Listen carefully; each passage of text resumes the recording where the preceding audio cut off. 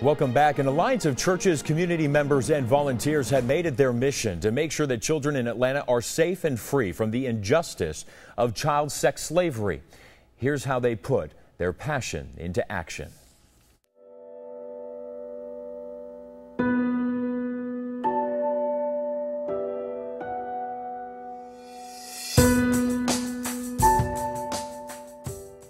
In 2005, Mayor Shirley Franklin issued a report called Hidden in Plain View.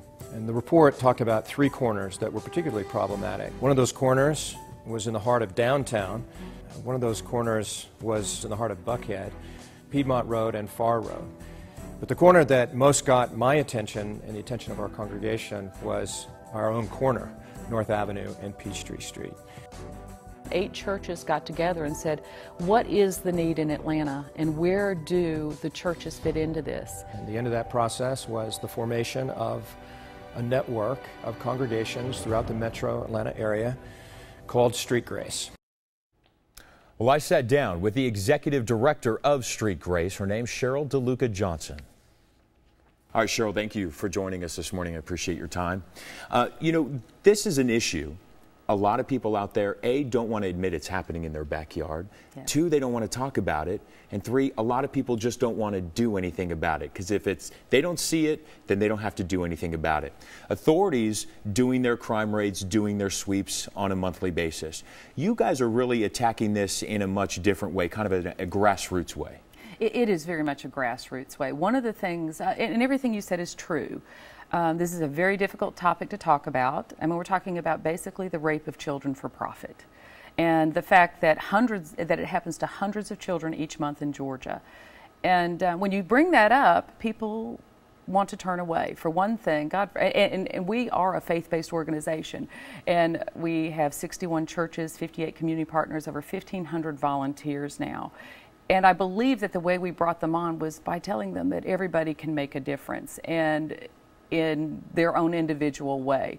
So it is different than the authorities. We do not go out and do sting operations, but what we do is we educate the population in a way that mobilizes them to take action in the lives of children.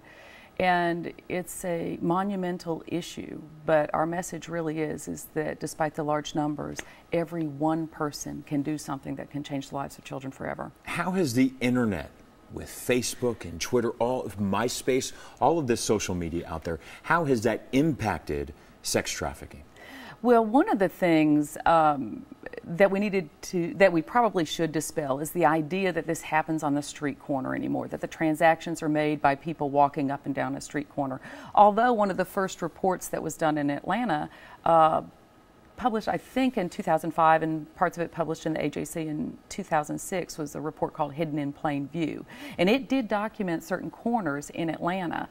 But the truth is that over 75% of the initial transactions for this type of crime are done through the internet. The Craigslist, I know that they got a lot of national attention for the ads that were posted on theirs, but Backpage still has those ads. And the internet, I think, increases the likelihood of people who may have been too nervous to make a transaction in person. The internet provides a lot of anonymity, and that's not always a good thing. In the first quarter of 2010, I think the average number of girls that were sold each month was around 497. And the number in the latest report from the Governor's Office of Children and Families is around 240 something. And of the 5 states reporting, Georgia is the only one to show consecutively, in consecutive quarters, that the numbers are going down. So we believe we're doing something right. All right, Cheryl DeLuca Johnson from Street Grace, thank you so much for joining us. Thank you, Brandon. And good luck with your continued fight against sex trafficking. Thank you. And coming up next, a short film about the evils of child exploitation that's getting a lot of attention.